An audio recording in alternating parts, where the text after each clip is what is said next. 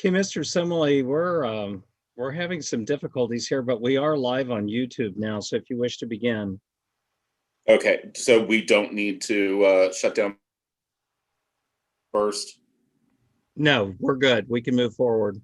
Okay, so I will go ahead and call the meeting to order for January 4th, 2021. Attendance. Let's see here. With the Zoom format, are we doing roll call or? Yes, we are. Let me get to that page real quick. Please bear with me. So I'm going to go ahead and do roll call. Mr. Simile? Here. Mr. Betcher? Here. Mr. Blathers? Here. Mr. Putoff? Mr. Scott? Here. Okay, and I'm sorry, I normally have two screens here, so I have to switch back and forth.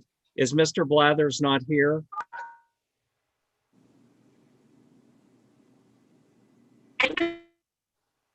I think that's correct. The noise is coming, I believe, from Mr. You Donovan. are in the meeting.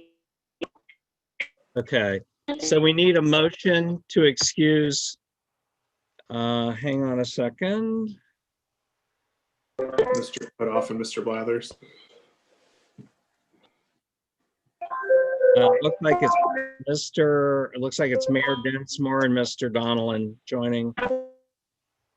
Does So that we work need now? a motion. We need a motion to excuse Mr. Blathers and Mr. Putoff. So moved. And a second. I second the motion. Okay, so then next we need to adopt the agenda for this evening. Mr. Simile, they need to vote on it. I'm sorry. All those in favor? Aye. Aye. All right. So then, like I said, the thing then is to set the agenda. Everyone had not to review that. Yes. Yes. I can have a motion to adopt the agenda. I make a motion to adopt the agenda. All second. All those in favor? Aye. All right. Agenda. And then we have no one registered to address the. Okay, Mr. Simile, it looks like Mr. Blathers is coming in now.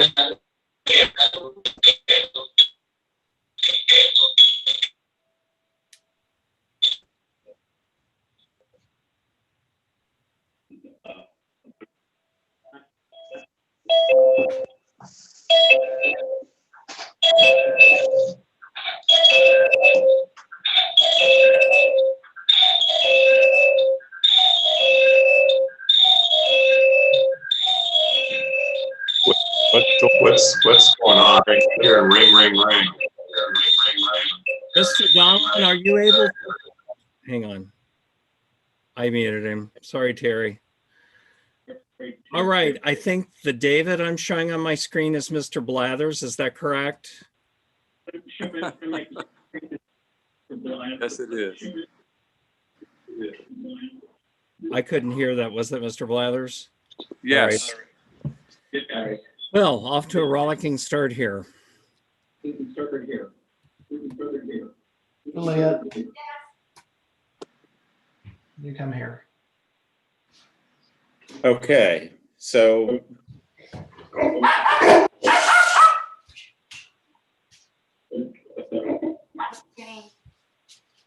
Yes.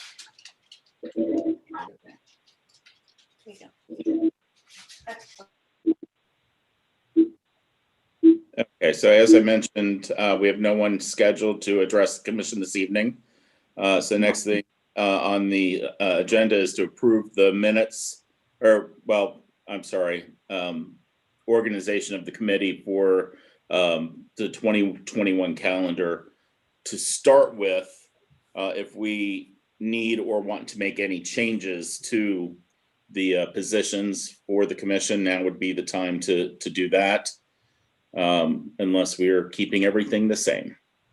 So for the committee members, everybody is in either their second or third year on the committee this year. There's no need to reappoint anyone. So at this point, the 5 members that we have are valid for 2021. If you wish to change officers, you can do that this evening or keep them the same. My recommendation would be to keep the chair the same with Mr. Simley. And my recommendation would keep the co-chair the same with Mr. Betcher. So do we have a motion? To keep things the same, not make any changes? Correct. Yes. I make a motion that we keep the positions the same at this time. We I'll have a second. All those in favor? Aye. Okay. And then the next step is we need to adopt Robert's rules.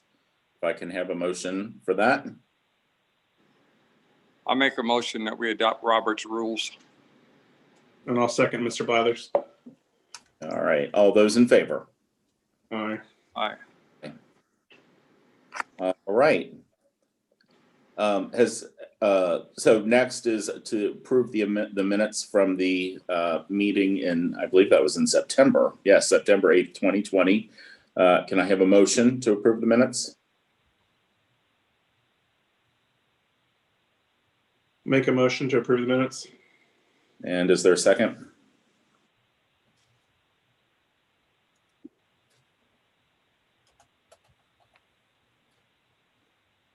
I second it. All right. Any discussion regarding the minutes? Okay. All those in favor? Aye. Aye. I was muted. Okay. All right. So next thing is priorities for the commission for 2021. Mr. Donnellan, if you can chime in here with any insights on priorities for the Planning Commission going forward for this year. Yeah, can everybody hear me okay? Yes. Yes. Okay. Yes. I'm sorry about the technical difficulties I'm having, but then at the same time, you don't really need to see my face. It may be a much more pleasant meeting just hearing my voice. Funny as usual. Our number one priority is to pick up where we left off several months ago with looking at the zoning code relative to the little free libraries or the freestanding libraries around the community. That's probably the number one priority, is to talk about how we address that and how we go forward with that. Some other things that may be on the horizon is looking, we tabled updating our code to expand some of the uses, particularly after we were getting the capstone study. I can't remember the specific term for it, but we're going to wait until we got some feedback from them. And I think Mr. Hirth and I talked today that there might be some more grant assistance coming to us for some more broad planning that would help us as a committee to expand the zoning code on a recommendation to council. And in part and parcel of that was talking to Mr. Hirth about how we get back into enforcement to address some of the blighted properties, which could come before Planning Commission at some point, so I don't want to address them specifically. But these are kind of the broader things that are on the horizon, a lot of which got paused when we got into COVID-19 in March. So unless there's any other comments or questions, we could take up the first one, which we did want to discuss tonight, which is the little libraries. I don't know that there are any additional questions at this time. I would say go ahead and move forward with the discussion around the little library. All right. Going back several months, again, before COVID, grabbed everybody's attention.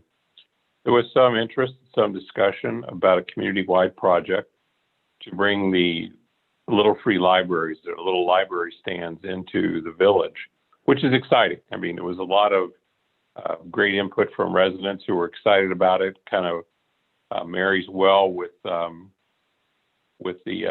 vibrant, the Go Golf banner, the walking, We Thrive. All that kind of is another outlet there with the free libraries.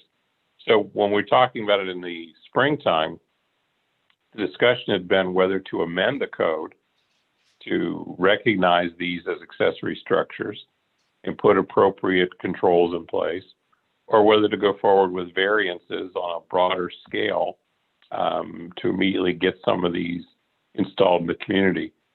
There was some discussion at that point about the variance process is typically a single property, and the variance process could be expensive because of the application fee, which is tied to our responsibilities for publication and notice to neighboring properties. So COVID has given us a chance to step back because in many communities with the COVID virus hitting, there's kind of a pause button on the little libraries because of the concern of spread with the little libraries being staggered around the community. So this is our opportunity now to take a look and say, what do we want to do? Long term, I think we're better served with a zoning amendment. Trying to go forward on a variance implies a case-by-case basis, whereas a zoning amendment can allow us to put the broad rules and regulations in place and allow folks who want to install the little libraries to go through a very simple process to make the installation in their front yard. Looking at a lot of other communities, and thank you, Mr. Van Harn, for gathering information for us. There's a lot of information out there and a lot of rules and regulations that are out there. And what our task would be, try and put some of those rules and regulations in place, not to be an obstacle to the little libraries, but to recognize that some controls may be appropriate for safety, and also controls may be appropriate to distinguish these accessory structures so that that doesn't morph into, well, I want to put a carport in my front yard. I want to put a chicken coop in my front yard. I want to put this in my front yard. We recognize that this may be a true benefit to the community. So Planning Commission's role in that process would be to make a recommendation to Village Council as to what controls would be appropriate. If we go down that path as a zoning amendment, which again, I think is better serving the village long term, we need to hold a public hearing. We need to provide notice of the public hearing in the newspaper. And at that public hearing, adopt a recommendation which would go on to Village Council, who, because it's a zoning amendment, would also hold a public hearing and then go through the ordinance process to adopt it. You cannot pass a zoning ordinance as an emergency allowing an ordinance to take effect immediately. So there will be a 30-day period between the adoption and when the code would be updated for those to make their application for the little free library. Looking at our own calendar, if you gave us some guidance tonight as to where Planning Commission would like to go, we can hold that public hearing February 1, our next scheduled meeting, and we can provide notice in mid-January that that public hearing will be held to invite input and come away from that meeting with a recommendation that then council can take that up on their legislative agenda in conjunction with the public hearing, the first meeting of March, which would then allow the process to play itself out. They could be available in May. They could be available as early as the 1st of April if council suspended the 3 readings. So timing-wise, it's not going to be an impediment. We're getting into the springtime. We would know a little more how COVID would impact this, and we can have rules and regulations in place if we proceed on that timeline. Again, the timeline is just getting feedback from you tonight and then bringing back specific rules and regulations at your next meeting for you to adopt. If we did the variance route, and again, I'm not a fan of going that route because we will be able to have these in place in spring. if we want a variance route, we would need applications, we would need to publish, we would need to notify neighbors. That could be done in time for a February meeting, and it would take effect immediately, but it may not be how we want to truly regulate these long term. So that talks about the process. Now, getting into what we would want to look at, there's a lot of great information that was provided to us relative to how these are really constructed, how they're placed, how they're controlled in other communities. So things we would talk about is location. You know, you want them accessible to the walking public. You want them accessible to the sidewalk. You don't want them in a location where they could impact traffic. Size. Mr. Van Harten's given us some very good information on what he has constructed as prototypes right now. Height, that you want them high enough that they're off of the street, obviously, but not too high that someone in a wheelchair cannot access them. One of the debates is freestanding or affixed. Do you require them to be installed in the ground, or do you have them freestanding? Obviously, freestanding provides a lot of flexibility, but also provides a safety concern, whereas installed in the ground, you would make sure that the installation is safe enough that they couldn't be pulled over or knocked over.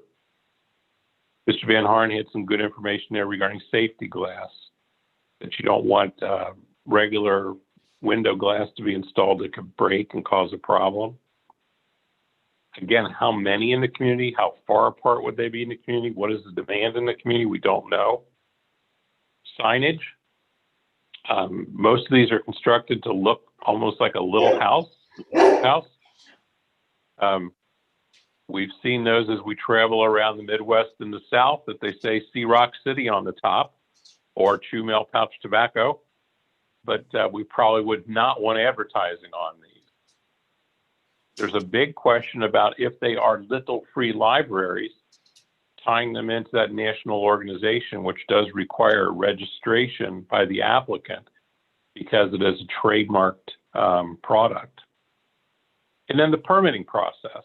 We're not interested in making money off of these, but we would want to know when one goes in so we could properly inspect it to make sure it's meeting all of our code requirements for installation.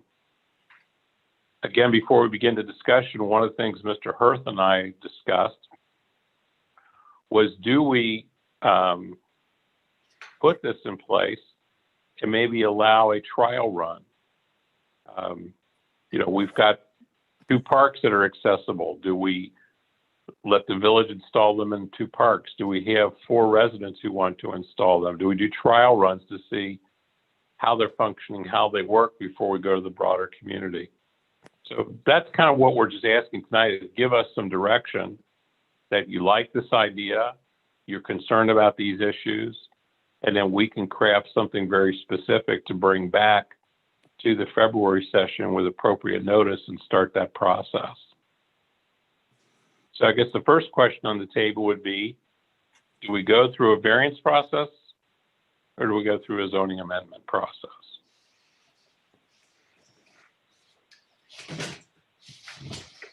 I would amend the zoning personally. I think the variance would stifle the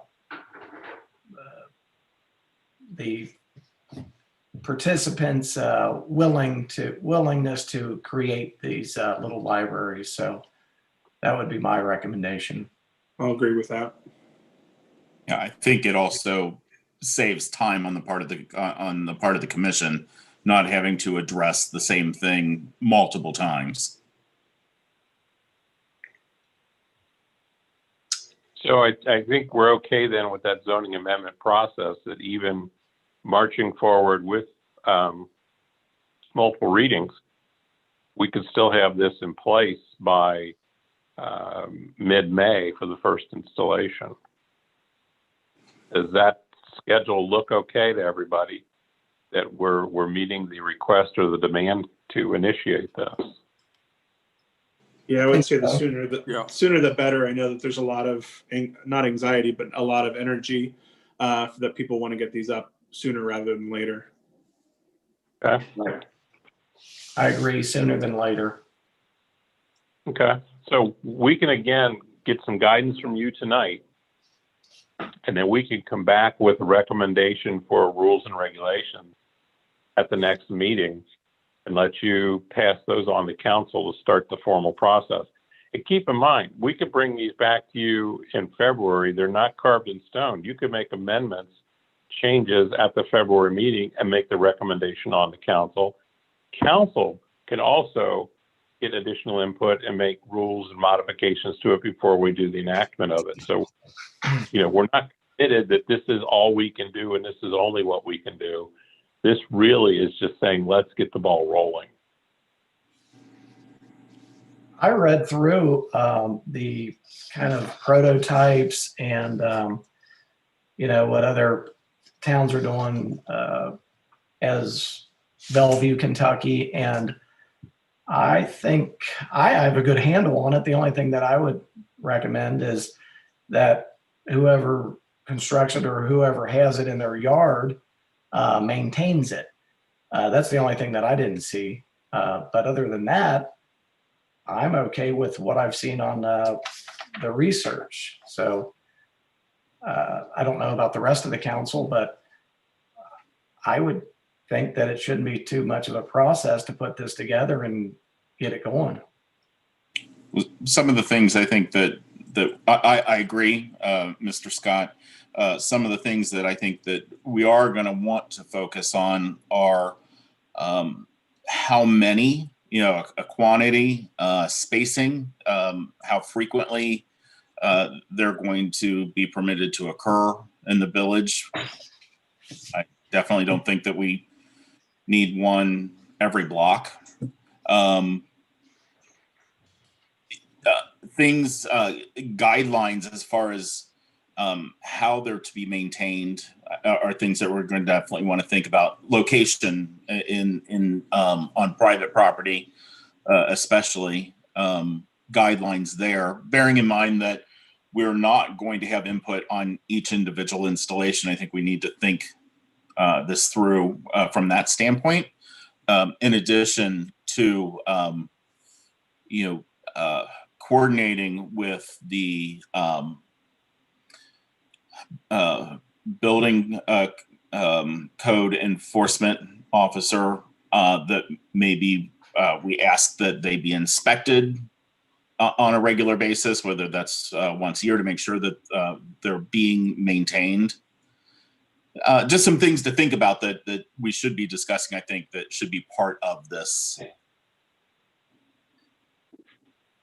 So, Mr. Chair, may I add, from the administration standpoint, I would see this being very similar to what we did with chickens. We have a permit process where the person wanting to keep chickens on their property fills out an application. The administration approves it. We generally will do an inspection of the initial installation within 30 to 60 days to make sure that it meets our standards. And then there is a required inspection annually after that final initial inspection. We do not charge for the permit. I would see that being the same case in this instance. And the permit then also states all of the requirements to maintain a chicken coop. I think we would probably want to have that similar list for maintaining a little library on residential property. I did ask Detective Matthews to join us in this conversation this evening. The responsibility I would see for enforcing whatever the Planning Commission decides would follow to the code enforcement officer. And we will be hiring someone this year who will spend a minimum of 20 hours a week actually walking in the village doing various things. So if kind of keep that in the back of your minds in terms of enforcement and making sure that this process is implemented as the Planning Commission would direct. Mr. Simile, I know Officer Matthews completes her shift here at 7 o'clock. I don't know if it's appropriate to see if she would have any input on this at this time. I think that makes perfect sense. Plus, if anyone on the commission has any questions for Officer Matthews as we head into this discussion. So, Officer Matthews, if you have suggestions or input, things we should be considering as we move forward.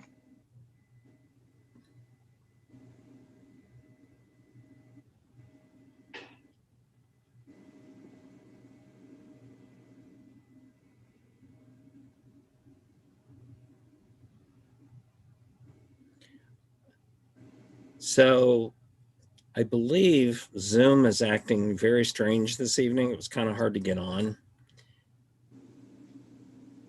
She may very well be talking to us.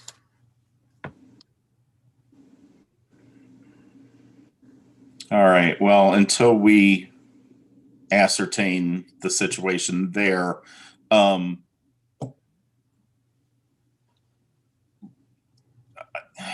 I think probably, you know, let's find a spot to start, whether it's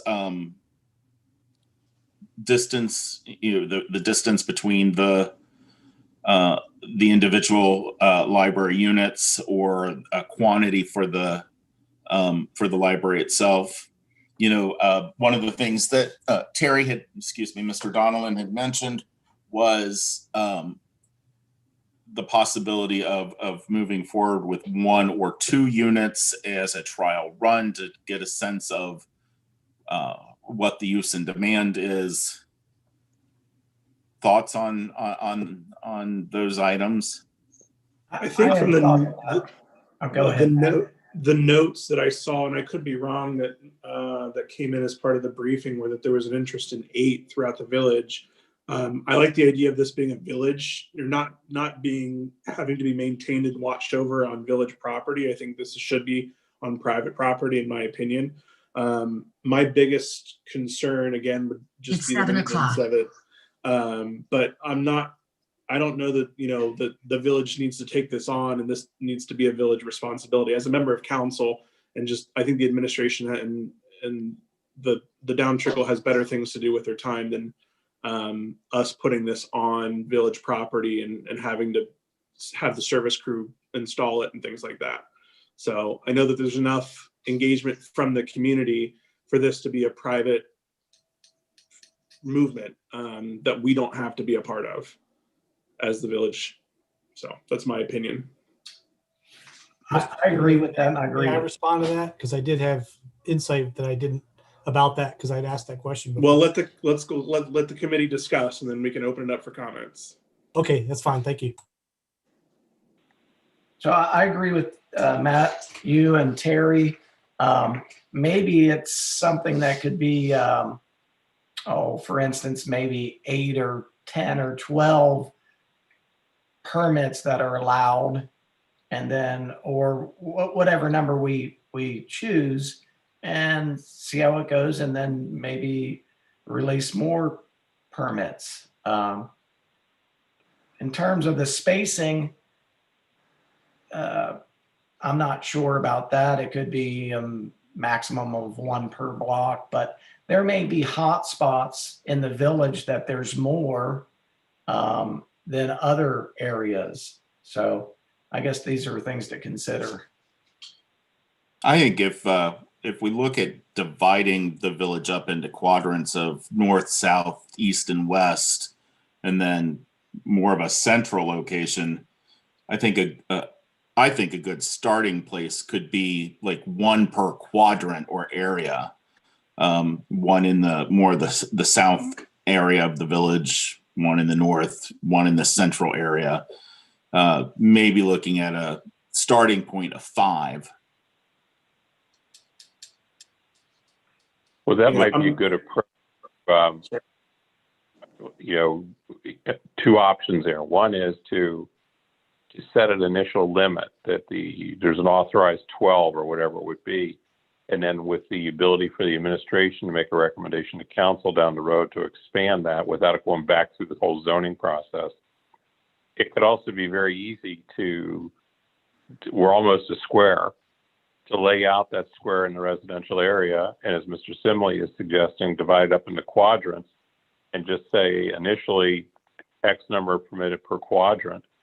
And going back to Mr. Van Harn, it may be who's showing interest today, how are they spread out around the village, so that we can make sure that if there are 6 or 8 people today who are interested, we're not setting restrictions that limit that ability. But at the same time, we don't want 6 or 8 people who are all within a 2-block area, each with a little library. We'd like to see the vibrancy spread out throughout the community. So I like the idea of a map, a quadrant, and make it part of the zoning code to say, X number can be installed per quadrant at this time.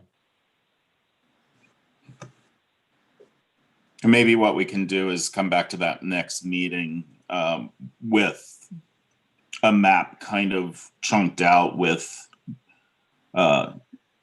general areas, plus if there's input on what kind of interest has been expressed so far in locations, then we can kind of take a look at that to, as you said, Mr. Donnellan, to make sure they're not all grouped in one general location.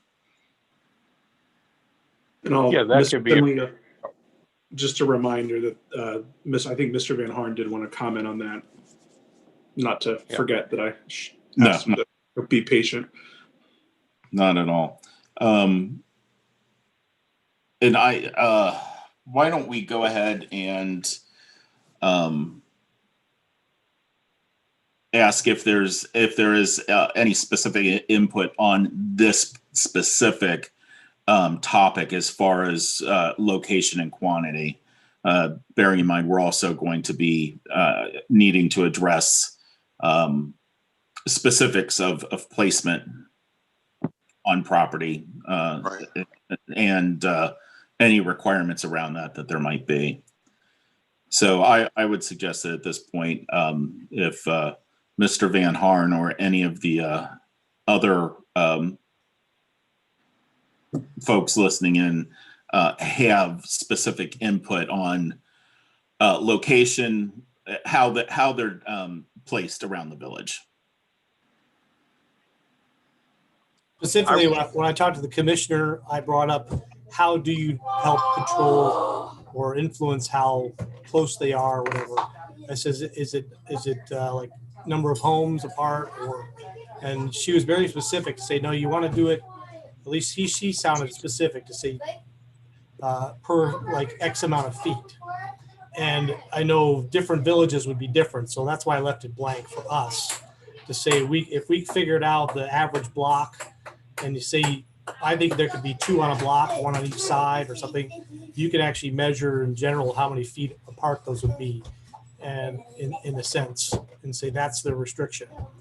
However you would describe that, Terry's probably better at explaining that than me. And secondly, in terms of there being too many, my understanding is that these libraries many times will develop their own personalities. That is by the owner. One will have more children's books. And I know there's one person in the village that really wanted to put woodworking books in there. So there, you could have 2 that are near each other, but because they're different personalities, or, they do get used or they do get attention. And the last thing I'll mention is, I did hear, but it was a while ago, that there tends to be a problem when you put these on public property, unless they actually do better when they're owned by somebody. Now, maybe in front of our community center, that would be okay, but not in the park. Forgive me, I don't remember who told me that, but they said that tends to attract problems when it's actually out in a public setting like that. And I think you guys brought it up for maintenance and different things that have to happen. But maybe at the community center, that might fit. So there seems to be a tendency when people own these are theirs, and they take care of them, and they love them, so. Anyway, I'll stop there. Thanks. Mr. Van Harn, do you have a roster of people who currently have expressed interest so we can figure out where they sit on the map for the village? I can develop that. I mean, I have a lot of people that have said it in the past, I can get that to you. Of all the people that have expressed interest by name, I don't know all their addresses necessarily, but I can try to figure it out. I think it would be helpful if we try to map it out to see where there's an immediate interest, and then see how far apart we need to have these, so that we are, as best as possible, spreading them out throughout the community. Because one of the ideas is to encourage neighbors to engage and interact with one another. It's part of encouraging people to walk in the community.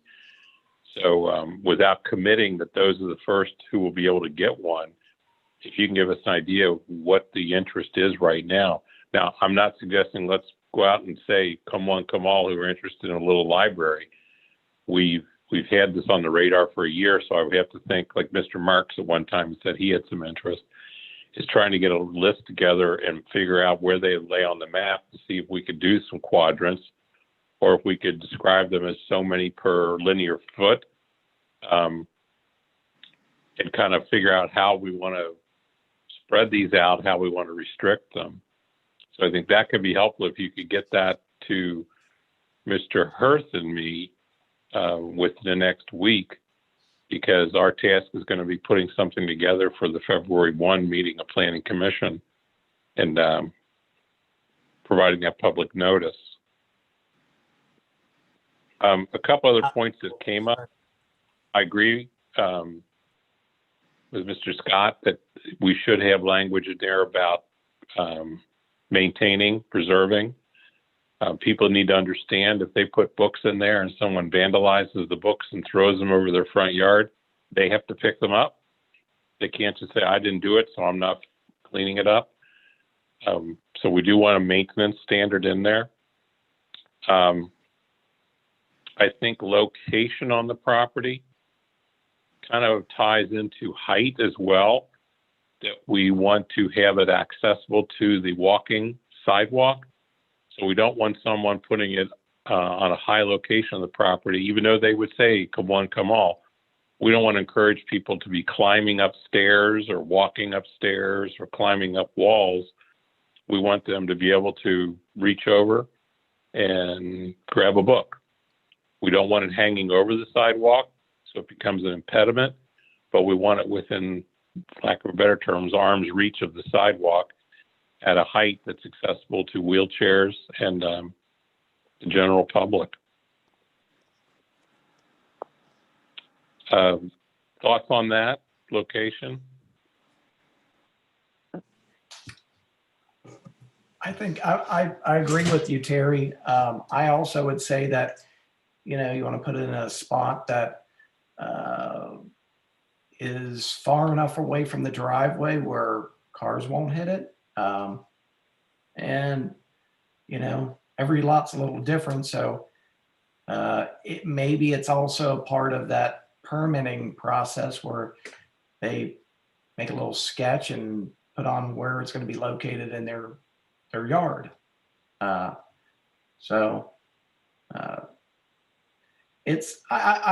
think it's a great idea. I think it will bring the community together. And I agree with Mr. Van Horn that each library would have a character of its own. For instance, maybe one specializes or has more children's books. Maybe another location has more adult magazines and woodworking books, popular mechanics, and so forth. So we're not going to put adult magazines in the little libraries. That has its own definition. So oh, we're okay. talking about of interest. So books, no magazines. One might be all Star Wars books. Well, could be. as long as it's called a book, I guess it could be in there. Well, this may be a good example. Hopefully it's humorous. Is two people that expressed interest are Mayor Densmore and Elaine Moskowitz, and they live a few houses apart, but there is a street in between. But there's different personalities there, I think, in terms of what their libraries might contain, and actually, just visually, I walk that all the time. to me, it doesn't look like it'd be out of place with a stone wall for one house anyway, there's things that with the sketch, like you said, could really help kind of piece that together. So, Right. And of course, the neighbors could, feed the library. If the library's two doors down and they have a great interest in it, they could be a co-sponsor of the library. But they don't necessarily have to have one in their yard.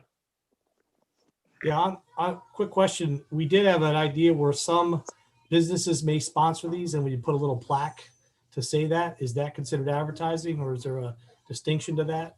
It was just an idea. I don't know that it's happening anymore, but just something to think about. I don't know that once you kick the door open of advertising, it's hard to close that up again. And it'd be great for business to sponsor them, but I think the business sponsoring them would be more of a public announcement than a permanent plaque. If you look on the little free libraries website, they encourage you to put their logo sign on their little free library, and then you register it so people can find it. It may be that the advertisement is restricted to that trademark sign for right now. Are we anticipating, Mr. Van Harn, that all of these would be registered through little public or little free libraries? I would say it's a strong hope right now that that's where we're moving to. Okay. So I think we could come up with language that any sign or advertising was restricted to a plaque identifying, maybe even the property owner. The Densmore Library would be permissible. But I don't know that you want to start opening it up to, shop at Walmart and doing this, because it's tough to close that back down. Freestanding fixed, what's the thought on that? I was waiting for us to get to that because I like what was spoken by you, Mr. Donlin, in terms of safety would be structured in the ground. But if it's loose and sitting there, however they want to stake it out in the yard without it being literally staked, let's just say it's removable.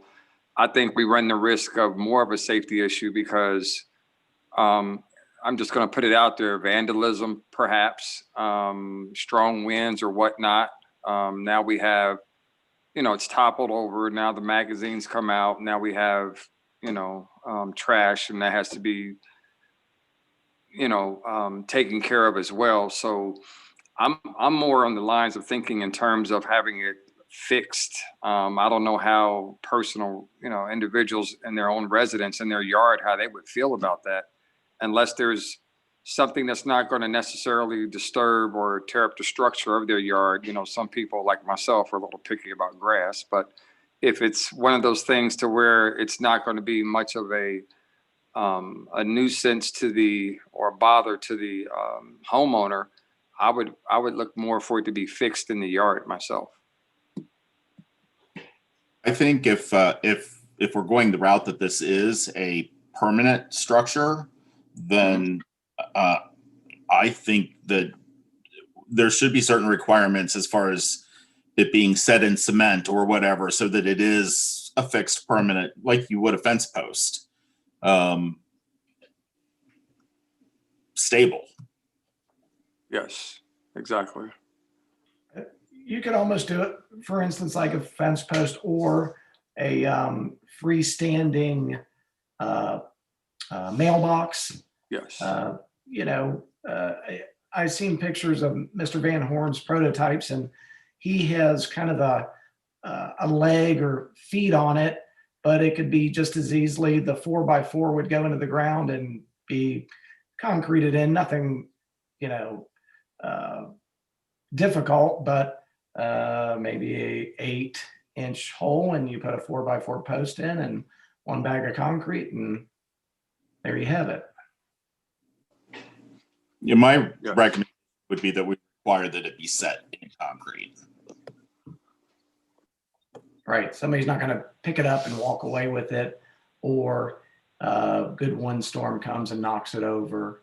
You know, yeah, I agree. But I guess we could cover this in the next meeting, or I guess we can brainstorm about it now too. Well, If you one read of the oh, sorry. one of the communities, I think, permits them to just be put into a basically a concrete bucket, which makes them movable.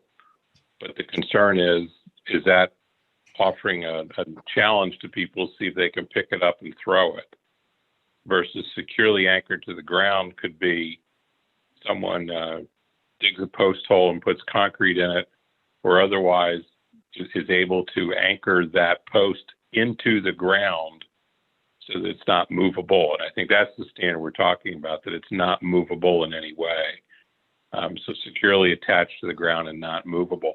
But it could be, again, an alternative if someone has a wall that is right on the level of the sidewalk and they want to affix it to the wall, we would probably accept that because they are anchoring it in place.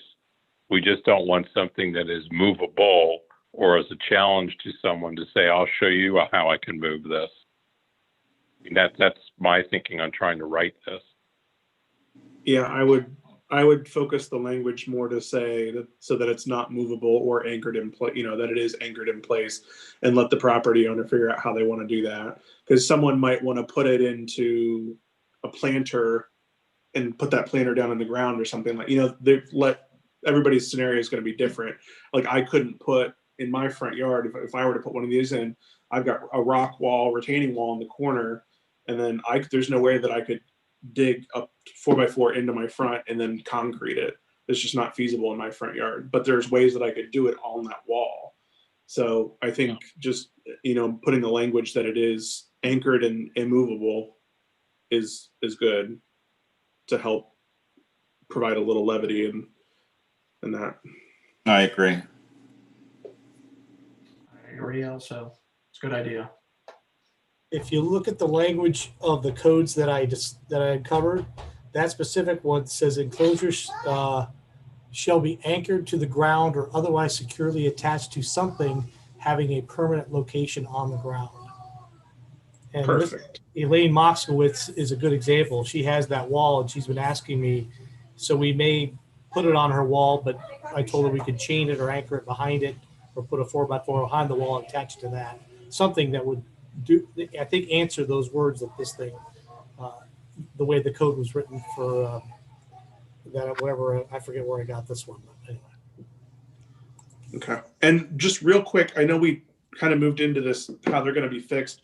I just want to speak some piece to the amount and location. I'm not concerned about there being too many of these. Mr. Densmore and Miss Moskowitz, if they both want to have one, that's fine. Like, I don't think, there's, half of the village is rental properties as it is. So if you think every other house putting one up, that doesn't concern me. But we're not going to have that issue. So I just want to make that clear to the rest of the commission that is not a major concern. And I'm actually a little concerned with this quadrant thought of only 4 quadrants and doing 1 or 2 a quadrant. I just don't want to be able to have somebody saying, no, you can't do that because Mr. Densmore around the corner and 3 houses up has one as well. So just speaking my piece there. I agree to that fact. I don't see, I think there's going to be hot spots where there's a lot of interest and there's going to be spots that there's no interest. And, if you start putting so many rules, regulations, and restrictions on it, then you may shoot somebody down that really wants to do it, but somebody beat them to the punch, and they're 3 doors away. As long as they're neat and clean and not a eyesore, I think it's a great idea. I wouldn't want to limit it to, quadrants when it's, you might miss the opportunity of somebody wanting to do it and, they get shot down and they just lose interest. So.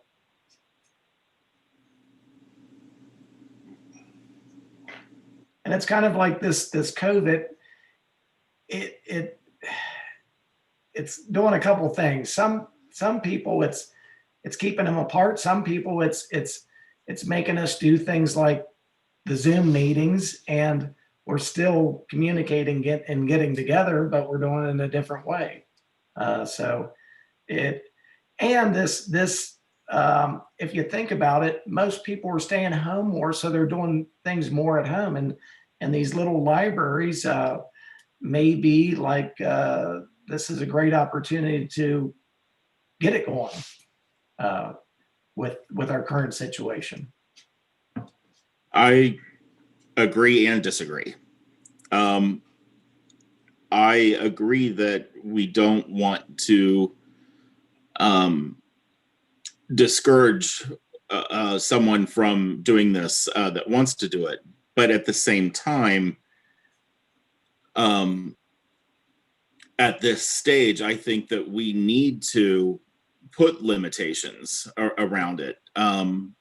It's easy to say that, well, you know, not every other house is going to want one. But what happens if in a certain block, every other house does want one? And personally, I, from an aesthetic standpoint of the village, wouldn't want to see one every other house. So, and again, we can adjust as needed, make adjustments as needed, but I think that there need to be guidelines to begin with. Right. I can see that. I agree. I mean, I guess if there's, maybe the language could read that there's, you know, no more than 3 per block or something, or, you know, you can limit it in some fashion, but maybe possibly somebody that's just dying to have one, and it's you know, it's going to be that 3rd one in the block. Maybe they can apply for a variance or something like where we can choose to add another one over our limitations. I don't know. I don't know how that would be wrote, but Terry would be the man, the mastermind in that one. Mr. May I chime in quickly? This is Ashley Snyder. Yeah, Ashley, go ahead.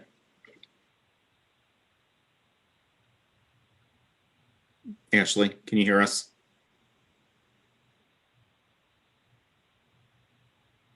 Okay. Mr. Donnellan, your thoughts on the necessity or potential necessity for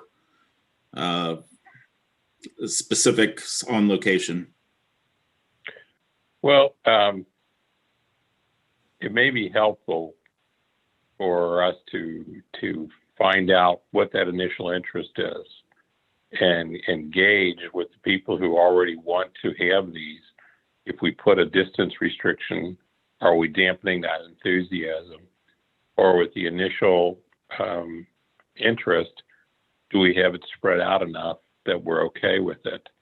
So I would say, again, we seem to be split on this issue, is let's get some more data coming back to our February 1 meeting as to what the initial interest is, and see if we have a concern that says we got to separate these. Because again, you bring up a good point that if they've got 2 neighbors both enthusiastic about it, and this is to be some sort of a community engagement, we don't want to dampen one or hold a lottery to see who gets it. So let's just see what the interest is, and then come back to you February 1 and say, here's the interest without any restrictions, or if we pose quadrant restrictions or block restrictions, this is what it would look like. Because most of the data we're seeing from other communities, they are encouraging that you spread these out and have a limitation as to how many per linear foot.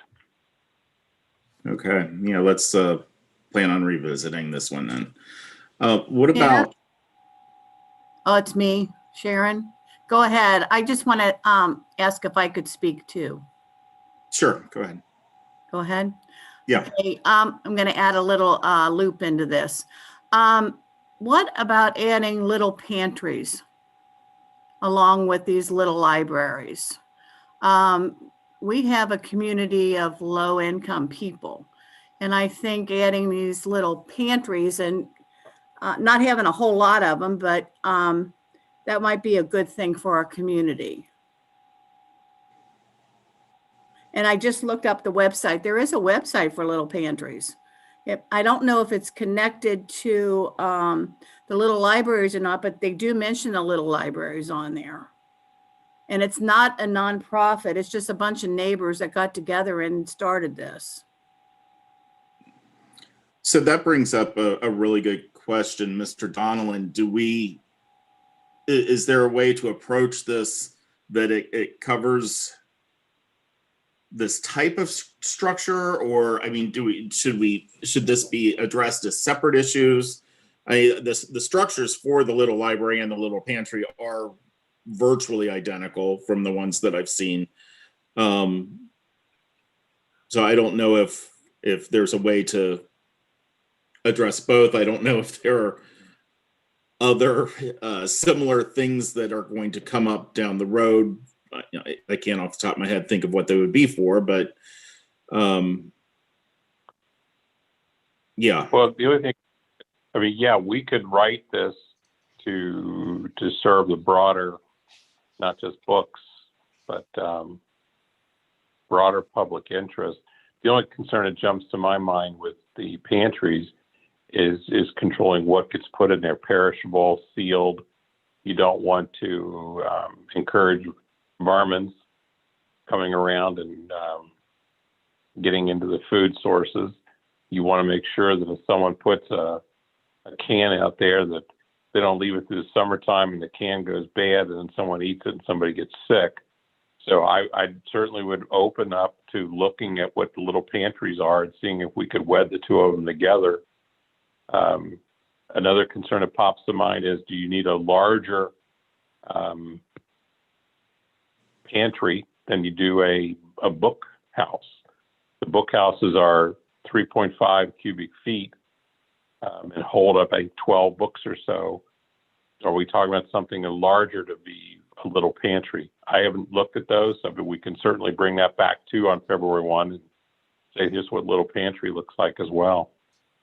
It probably makes sense to take that into consideration as we're exploring this. You know, the village of, or the neighborhood of Pleasant Ridge has a little pantry that is at a church that is primarily maintained by the residents.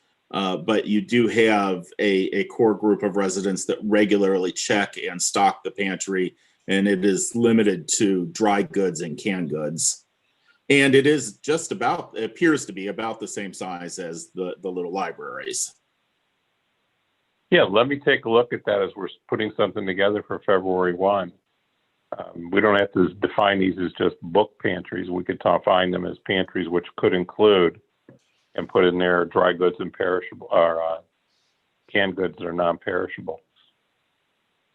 Actually, the Pleasant Ridge pantry is about 6 times larger than one of these libraries. It's actually pretty tall, and they've got stock underneath it now. And secondly, the commissioner told me that you want to have a square footage limit on it.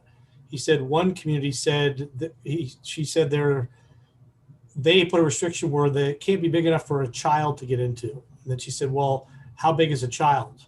So we had this discussion about that. So you got to do cubic feet, you know, in terms of how to really restrict it from all these other things happening around it. That was one thing that she brought up. So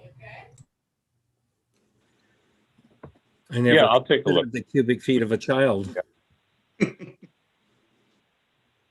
So I have Miss Snyder's comment here. She's apparently having audio problems. She states that one way maybe to get around the number issue at first would be that the permit application might be denied if it's deemed there are too many little libraries nearby, but to evaluate that as a case-by-case situation. So she feels that the permit application should have that particular factor on it. What other libraries is it in proximity to? I think that's a really good suggestion. I agree. Thank you, Ms. And it's Snyder. kind of that happy medium for us. Mhm. Yeah, what we might be able to do is construct it in such a way that it's like an administrative variance. If we determine there's good cause for allowing within the area that without going through the public hearing process, the administration could approve it. So, but putting the burden on the property owner to say why they want one for their location, because you bring up a good point that maybe they would say, I want to make all mine children's books, and my neighbor is restricting theirs to adult literature. I don't want to say adult magazines and get us in trouble again. So adult literature. So these are good thoughts. I mean, this is what we want to do, is get these thoughts out and then come back on February 1 and say, here it is the recommendation we can take to council, which also points out that this is obviously not something to rush into. We don't want to dampen the enthusiasm, but we want to make sure we do it right and not necessarily right away. So, and coming back to that next meeting, I think another thing that we should or will want to put some thought around are certain aesthetic guidelines as well, to make sure that we are maintaining a certain standard.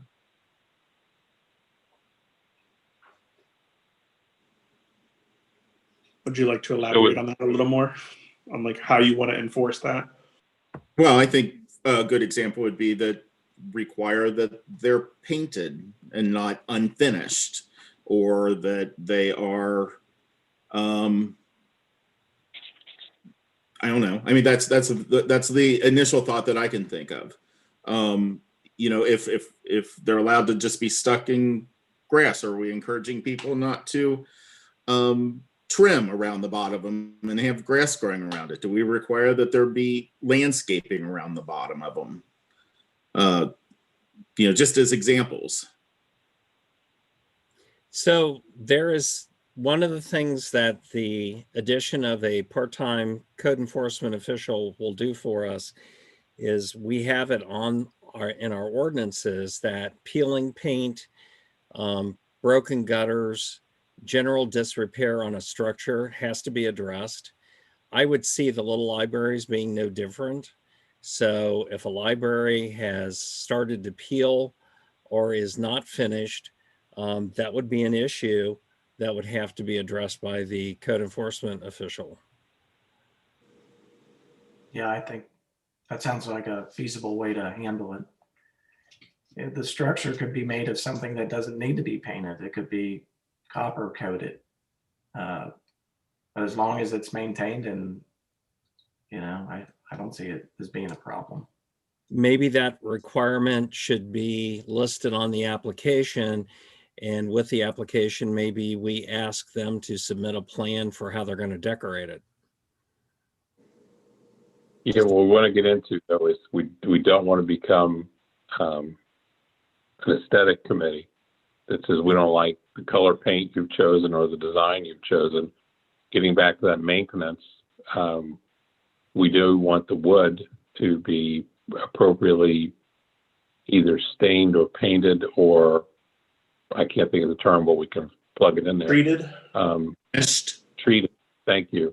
So that it doesn't deteriorate, because we don't require you to paint a fence, but we do require the fence to be properly maintained and treated. So we can put all those in there and again, allow them to go forward.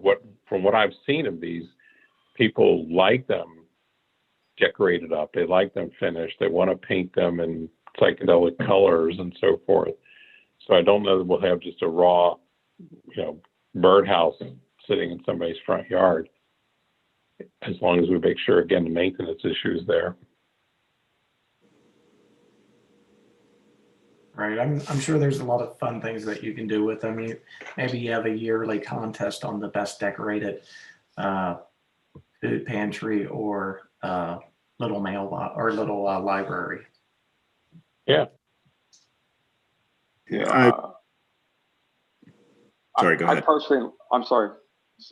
I personally like the idea of it not being a standard of a certain color, because, you know, now we take away from people being creative, their creativity, and like you just said, they may want to have some type of contest, they're the best decorated or whatnot. So certain rules, if you will, for lack of a better term, and regulations can be administered, but in other cases, if we regulate this so much, then people may, you know, lose their zeal to even want to be a part of it, you know? No, I agree. I think, you know, as it's been pointed out, you know, people do tend to get creative with these, especially a lot of the ones that I've seen online. Some of them are very unique, and we definitely don't want to. I don't think we want to standardize them necessarily. We just want to make sure that they look decent, that there's some minimum like level of Maintenance. well, not maintenance, just, you know, that there's a certain level of aesthetic quality to it. Like, I mean, I don't want to see somebody put a milk crate on a post and call it a, you know, a low-free library, for example. I mean, not that it would be to that extreme, but, you know, that's what I'm saying. Right. Maybe the language also describes it as something that can withstand weather against, you know, so the books obviously don't get wet or blown out of. And Mr. Van Horn's prototypes, I think, you know, I guess you could have examples of them, but they could, maybe the language is wrote in such a way that it's a small enclosure that keeps the weather from the books. Yeah. Then, I mean, then that would, yeah, cut out the milk crate idea. Yeah, I think that the prototype is a great example of what it should be. Thank you, Mr. Simley. I used to be a contractor, and I used all wisdom I could with the way I used the shingles, the way I used treated lumber, different things I did to help them maintain and protect the books. I can't guarantee it because a hard wind could still probably blow through maybe a crack, but there's a lot of things I did to try to think about that to protect the books inside. So anyway, there was a lot of thought that went into it, not just what people wanted, to try to make sure it did that. So, you know, we can deal with that in terms of it being sealed, weather resistant or weatherproof, stained, treated, painted. So we can put standards into the code and then let people's creativity take over from there. But again, going back to the maintenance standard, if it starts to paint, to peel, crack, missing pieces, they have a responsibility to restore it and maintain it. So just for the commission members, just a reminder, it is 7:40 p.m. It's giving you an idea how long we've been on here. So I think we can probably start to wrap this up. Like I said, you know, I think we know the kind of things that we need to focus on and for the next meeting. Before we before we call the meeting to an end, I would like to just ask of the other people that are attending or listening in, are there any additional comments? Ms. Snyder would like for us to consider distance from the sidewalk as a part of the ordinance. I think we have to talk about it being again, so it's not an impediment to traffic. We want it to be accessible to the public sidewalk. That's the kind of language I'm thinking of that we don't want it to be so far up into somebody's yard that it's inviting trespass, or so far away from the sidewalk that it becomes a dangerous situation for someone to access it. I think we probably do not want them on the street lawn side, which is the grass area between the curb and the sidewalk. We want them more on the people's yard. But I think what we have to do is give some general parameters as to where that location would be. I wouldn't want to put one so far up on somebody's property that someone walks up the hill, falls and gets hurt, and then they say, well, the village, you told them they could put it there and I got hurt because of you. So I think that giving some guidelines and letting you see specific guidelines would be very helpful to saying, yeah, did we hit the mark? Right. I would think that you'd want it somewhere in the area of about 2 feet into the homeowner's property from the public sidewalk. Something to that fashion, but it's food for thought for our next meeting. The only thing I heard from the commissioner was that the door is considered an impediment, or whatever the word is, if it's open. So it has to be set far enough back so the door, if it does fly open by the wind or is left open, it's not. So they said they've had people actually run into the doors if they were too close. So whatever that dimension is, I think ours are 12 or 15 inches minimum. And then I do know there was one resident here tonight that had to leave. They are on a house that they really want a library, but they don't have a sidewalk. So my guess is they're going to want to put it so it faces their driveway right off the walkway. One, to give people a stand out of the traffic, but they need that freedom to be able to do it. He's very interested in it. So just another nuance to how we have to figure that out. Yeah, and I think this is probably where it's going to be. Everybody, there's so many different types of lots and I think layouts within the village that we just have to be cognizant that there might be some broad language needed here to just protect the village, protect the homeowner, but give some creativity, maybe as part of the application process for people to get the permit to do it, as we kind of have a layer of protection there. But I think we'll have a hard time creating a blanket approach of it has to be 2 feet off of a sidewalk, or and not within 20 feet of a house. I just want us to be careful here about having to create a blanket approach for it.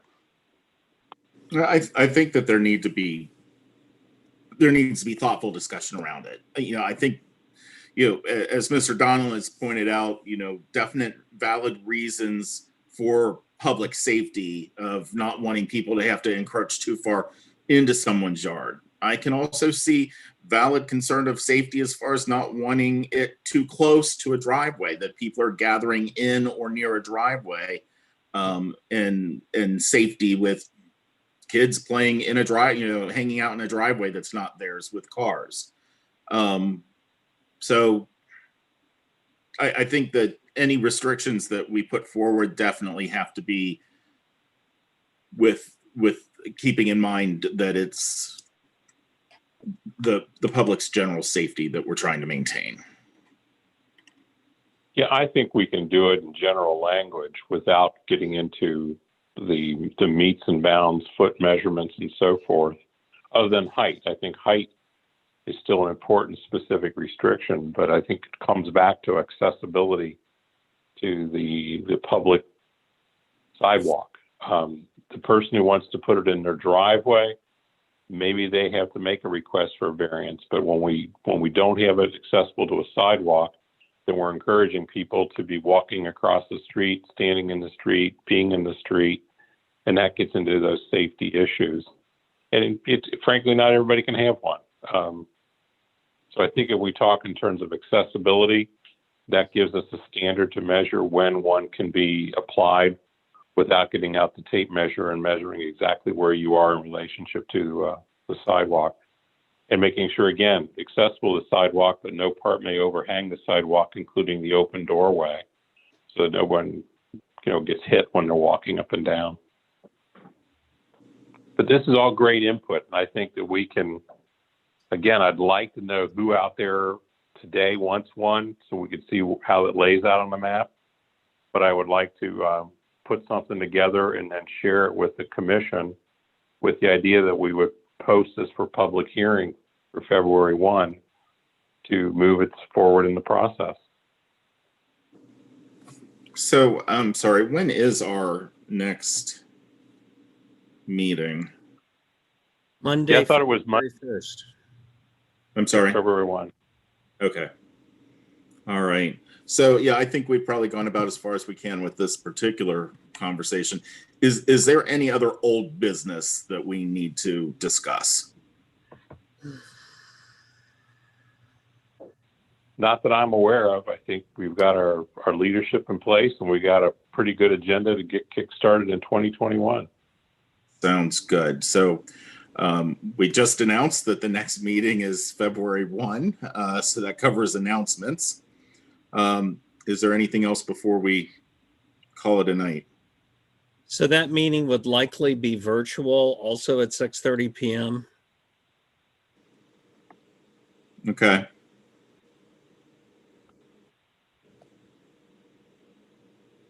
Would someone like to make a motion to? Make a motion to adjourn. I'll second. All those in favor? Aye. Aye. Aye. All Thanks, right.